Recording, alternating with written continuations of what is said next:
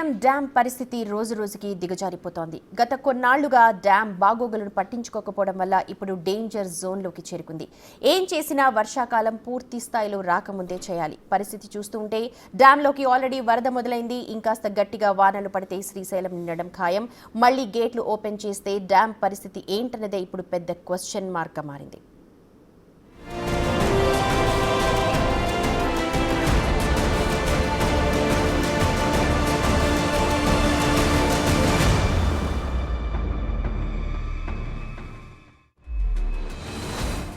Danger జోన్లో Srisailam dam.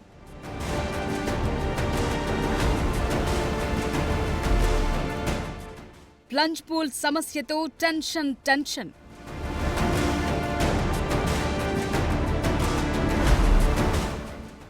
ఆలస్యంగా మొదలైన పరీక్షలు.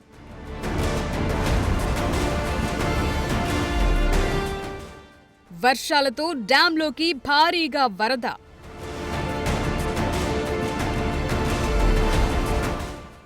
రిపేర్లు పూర్తయ్యేదెప్పుడన్న ప్రశ్నలు. గట్టిగా ఖర్చు చేస్తే శ్రీశైలం జలాశయం మెయింటెనెన్స్ కు ఏటా జస్ట్ 3 కోట్ల రూపాయలు ఖర్చవుతాయి. పోయేది 3 కోట్లే గాని ఈ ప్రాజెక్టుతో ఏపీ తెలంగాణకు ఎంతో మేలు జరుగుతుంది. వందల కోట్ల ప్రయోజనాలున్నాయి. కానీ ఏం లాభం? గత కొన్నేళ్లుగా సరైన మెయింటెనెన్స్ లేక శ్రీశైలం డ్యాం ఇప్పుడు డేంజర్ జోన్ లోకి వెళ్లింది. విభజన తరువాత నాగార్జున సాగర్ డ్యాం బాధ్యత తెలంగాణ చూస్తుండగా శ్రీశైలం నిర్వహణ ఏపీ చూస్తోంది. వైసీపీ ప్రభుత్వ హయాంలో 5 ఏళ్ల కాలంలో కేవలం 50 లక్షల నిధులు మాత్రమే మంజూరు చేశారు. 54 మంది జేఈలు అవసరముంటే కేవలం 6 మాత్రమే ఉన్నారు. అంటే పరిస్థితి అస్సలు బాగాలేదు. డ్యాం గేట్లు తెరిచినప్పుడు కిందికి వచ్చే నీళ్లు పడే చోట పెద్ద గొయ్యిలా తయారైంది. నీటి ఫోర్స్ కు ఆ గొయ్యి పెరిగి పెద్దదైంది. అది అటు తిరిగి ఇటు తిరిగి డ్యాం పునాదుల కింద నుంచే పెద్ద గుంతగా మారుతోందంటున్నారు. సో ఫౌండేషన్ కే పెద్ద ప్రమాదం. అదే జరిగితే నీళ్లు ఇక రిజర్వాయర్లు ఆగే పరిస్థితి ఉండదు. వీటికి తోడు పునాదులు కదిలితే డ్యాం గేట్లకే ముప్పు వాటిల్లుతుంది. అది dam present condition.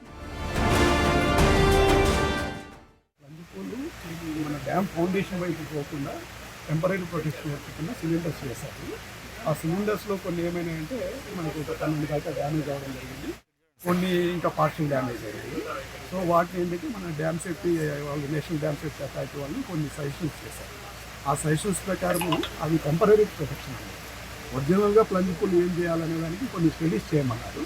Central CWPRS కొనేవాళ్ళు ఏమేమి స్టడీస్ చేస్తారో చేసి ఫైనల్గా దాన్ని ఏ విధంగా మనం రెక్టిఫై చేయాలని సంబంధించి వాళ్ళు మనకు సజెస్ట్ చేస్తారు. దాని ప్రకారం రెక్టిఫై చేస్తాము. ఈ లోపల ఏంటంటే మనకు డ్యామ్కు ఫౌండేషన్స్కు వైపుకు ఈ ప్లంజ్ పూల్ ఎఫెక్ట్ పోకుండా సిలిండర్స్ ఇదివరకు ఫామ్ చేశారు. అవి కొన్ని డ్యామేజ్ అయినాయి ఓవర్ పీరియడ్. కాబట్టి వాటిని మళ్ళీ రెక్టిఫై చేసి కింద కొద్దిగా ఏమవుతుందంటే అది కాంక్రీట్ బేస్ కవర్ అయిపోయింది. దాన్ని కాంక్రీట్ ఫిల్లింగ్ చేయడానికి ఏ విధంగా కావాలనేదానికి సో ఏ లెవెల్ వరకు ఇప్పుడు అది కవర్ అయింది అనేదానికి అండర్ వాటర్ ఫోటోగ్రఫీ అవి చేయించాలా. అవి ఇమీడియట్గా స్టడీ స్టార్ట్ చేస్తారు. చేసి మనకు ఏ లెవెల్ వరకు మనకు సిలిండర్స్ ఉన్నాయి, దాని కింద ఎంత కవర్ అయింది పొజిషన్ తెలిస్తే దాన్ని మనం ఏ విధంగా రీప్లేస్ చేయాలి కాంక్రీట్ అనేది దాన్ని డిసైడ్.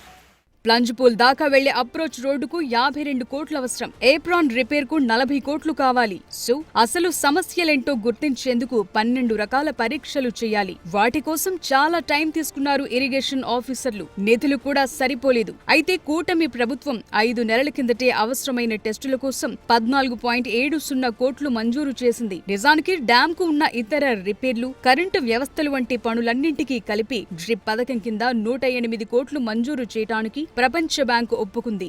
ఆ ఒప్పందానికి కూడా ముందడుగు పడలేదు.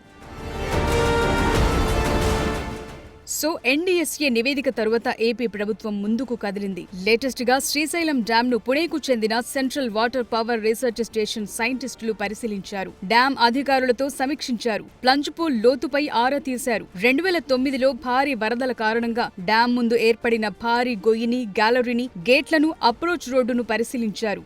ఏప్రిల్లో శ్రీశైలం డ్యాం ను national dam safety authority, dam designing అధికారులు పరిశీలించి రిపోర్ట్ ఇచ్చారు. శ్రీశైలం డ్యాం కు పెద్ద సమస్య ఏంటంటే ప్లంజ్ పూల్. ఈ గొయ్యిని మూసేయాలి. ఇది ఇప్పటికిప్పుడు అయ్యే పని కాదు. అందుకే టెంపరరీ రిపేర్లతో ఈ వర్షాకాలం సీజన్ ముగించాలి. ఆ తరువాత శాశ్వత ప్రాతిపదికన పనులు చేయాల్సి ఉంటుంది.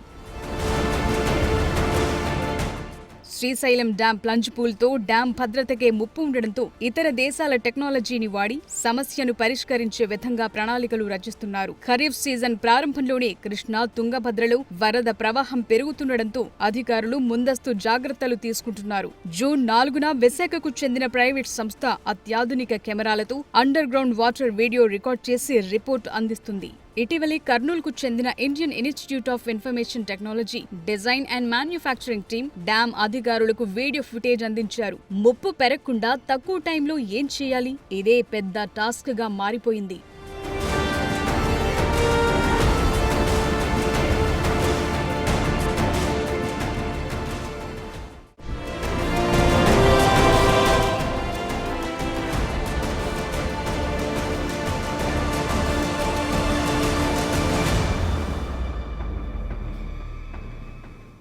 శ్రీశైలం డ్యాం నిర్వహణ విషయంలో అనుకున్న పనులు అనుకున్న సమయానికి మొదలు కాలేకపోయాయి. దీంతో సమస్య పెరిగి పెద్దదై ఇక్కడి దాకా వచ్చింది.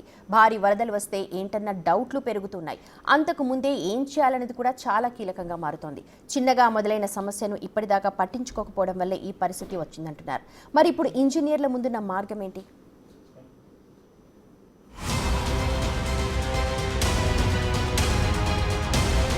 ప్లంజ్ పూల్ సమస్యకు పరిష్కారం చాలా శ్రమ, సమయం, ఖర్చుతో కూడుకున్న వ్యవహారం. అంత ఈజీ కాదు. గుంత చిన్నదిగా ఉన్నప్పుడు నిర్లక్ష్యం చేయటంతోనే ఇప్పుడది భారీ ఊబి మాదిరి తయారైంది. ఏకంగా 143 అడుగుల లోతైన గుంత అంటే మాటలు కాదు. ఇప్పటికే ఎన్డీఎస్ఏ డ్యాం విషయంలో ఎందుకు నిర్లక్ష్యం వహిస్తున్నారని గతంలో చాలా సార్లు సీరియస్ అయింది కూడా. శ్రీశైలం డ్యాం నిర్మాణం 1960లో ప్రారంభమైంది. అప్పటి ప్రధానమంత్రి జవహర్లాల్ నెహ్రూ 1963 జూలై 24న శంకుస్థాపన చేశారు. డ్యాం నిర్మాణం జూలై 26, 1980లో పూర్తయింది. నాటి ప్రధాని ఇందిరాగాంధీ దీన్ని ప్రారంభించారు. ఇక రెండో దశ నిర్మాణం 1987లో పూర్తయింది. దీంతో ఇది జల విద్యుత్ ఉత్పత్తితో పాటు సాగునీటి సౌకర్యం కల్పించే బహుళ ప్రయోజన ప్రాజెక్టుగా మారింది. నిజానికి ఈ ప్రాజెక్టు నిర్మాణంలో ఆర్థిక, సాంకేతిక సమస్యలతో పనులు ప్రారంభమైన 20 ఏళ్లకు పూర్తయింది. మొత్తం నిల్వ సామర్థ్యం 216 టీఎంసీలు, 12 గేట్లున్నాయి.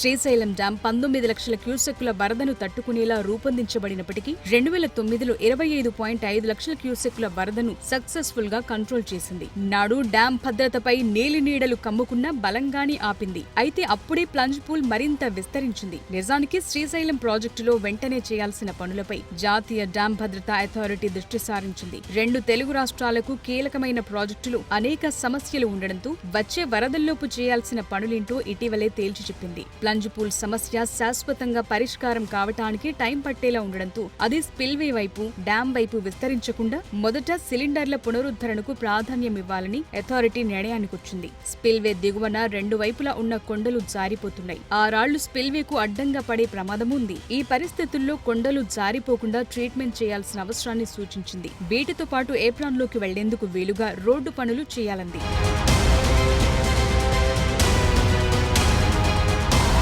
ప్లంజ్ పూల్ ను ఎలా పూడ్చాలన్నది బిగ్ టాస్క్ గా మారింది. ఎందుకంటే 143 అడుగుల లోతు పూర్తి చేయటం కష్టమే. శ్రీశైలం స్పిల్వే దిగువన ఏప్రాన్ కు ప్లంజ్ పూల్ గొయ్యికి మధ్య గతంలో 62 స్టీల్ సిలిండర్లు ఏర్పాటు చేశారు. 2009 భారీ వరదలకు ఇవి ధ్వంసమయ్యాయి. వీటిలో దాదాపు 20 సిలిండర్లు పూర్తిగా దెబ్బతిన్నాయి. మిగిలినవి పాక్షికంగా దెబ్బతిన్నాయి. ఈ సిలిండర్లు ఉండటం వల్ల ప్లంజ్ పూల్ డ్యాం వైపు విస్తరించకుండా ఆపొచ్చు. ప్రస్తుత పరిస్థితుల్లో అన్ని సిలిండర్లను వెంటనే రిపేర్ చేయాలంది ఎన్డీఎస్ఏ.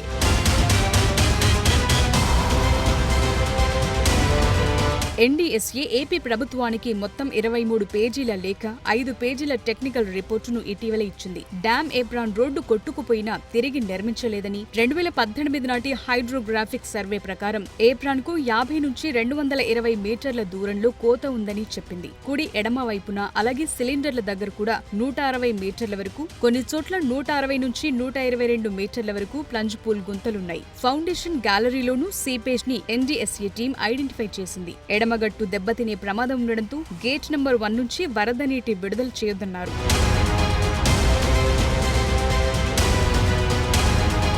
వర్షాలు పెరిగి వరదలు వచ్చేలోపు తాత్కాలిక చర్యలు తీసుకోవాలని, అందుకోసం మరిన్ని అధ్యయనాలు జరపాలంది ఎన్డీఎస్ఏ. 1 నుంచి 39 సిలిండర్లు తక్షణం బాగు చేయాలి, వాటిని కాంక్రీట్తో నింపటం వంటివి చేయాలి. 5-6 గేట్ల వినియోగం తగ్గించాలి. శాశ్వత చర్యల కోసం CWCని సంప్రదించాలి. కొండ చర్యలు కోతకు గురికాకుండా రక్షణ చర్యలు తీసుకోవాలి. ఈ ప్లంజ్ పూల్ పూర్తి స్థాయిలో రీడిజైన్ చేయాలి. స్టోవ్ స్టెబిలైజేషన్ చేయాలి. కేబుల్ వే ఆధునీకరించాలి. మానిటరింగ్ వ్యవస్థలన్నీ పాత ఉన్నాయి, అప్గ్రేడ్ అవ్వలేదు. ఆధునిక జియో టెక్నాలజీ సామగ్రి ఏర్పాటు చేయాలని ఎన్డీఎస్ఏ సూచించింది.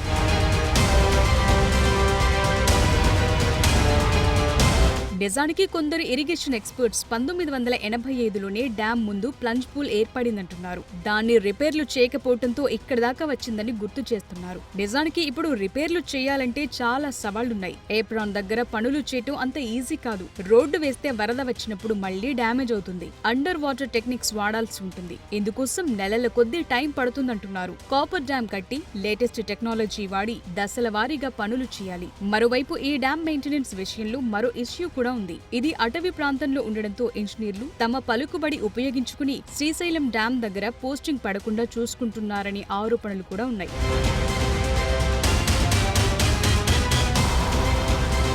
ప్లంజ్ పూల్లో ఏర్పడిన గుంతను తాత్కాలికంగా సిమెంట్ కాంక్రీట్ టెట్రా ప్యాడ్స్ తో నింపటం ద్వారా నీటి ప్రవాహ శక్తిని తగ్గించొచ్చంటున్నారు. ఈ టెట్రా ప్యాడ్స్ నీటి వేగాన్ని తగ్గించి ఎక్కువ కోత లేకుండా నివారిస్తాయి. అయితే ఈ మెథడ్ తాత్కాలికమే, ఎందుకంటే రుతుపవనాలు వచ్చేసాయి. వర్షాకాలం సీజన్ కూడా ప్రారంభమైంది. ముంబై తీరంలో భూమి కోత లేకుండా ఉండేలా టెట్రా ప్యాడ్స్ ను సక్సెస్ఫుల్ గా ఉపయోగించారు. సో ఇప్పుడు టెంపరరీగా ఇది ఉపయోగపడుతుందా లేదా అన్నది చూడాలి. ప్లంజ్ పూల్ గుంత లోతు, విస్తీర్ణం, డ్యామ్ ఫౌండేషన్ పై దాని ప్రభావాన్ని అంచనా వేయటానికి జియోఫిజికల్, టోపోగ్రాఫికల్ సర్వేలు చేస్తున్నారు. ఈ సర్వేలతో గుంతలోని క్యావిటీలు, బెడ్ రాక్ స్థాయిలేంటో తేలిపోనున్నాయి. అడ్వాన్స్డ్ అండర్ వాటర్ రేడియోగ్రఫీతో ప్లంజ్ పూల్ నీటి అడుగున ఉన్న నిర్మాణాలను పరిశీలించి గుంతకు సంబంధించి ఖచ్చితమైన డేటా గుర్తించారు. సో ప్లంజ్ పూల్ సమస్య నుంచి బయటపడాలంటే స్వల్పకాలిక చర్యలతో మొదలుపెట్టి దీర్ఘకాలిక చర్యలు చేపట్టాల్సి ఉంటుంది.